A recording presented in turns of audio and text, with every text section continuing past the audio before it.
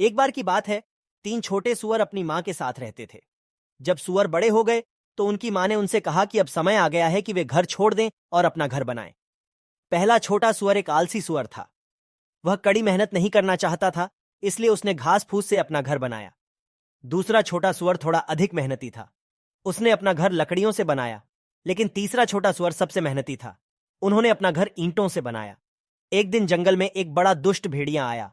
उसने पहले छोटे सुअर का घर देखा और उसने फुसफुसाकर उस घर को उड़ा दिया।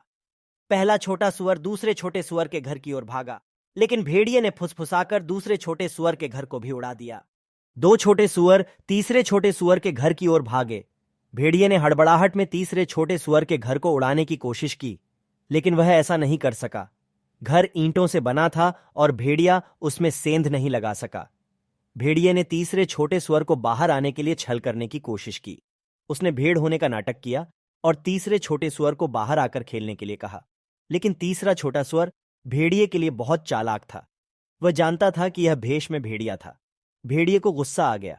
उसने तीसरे छोटे सुअर के घर में जाने के लिए चिमनी पर चढ़ने की कोशिश की, लेकिन तीसरे छोटे सुअर के पास आग पर उबलते पानी का एक बड़ा बर्तन था।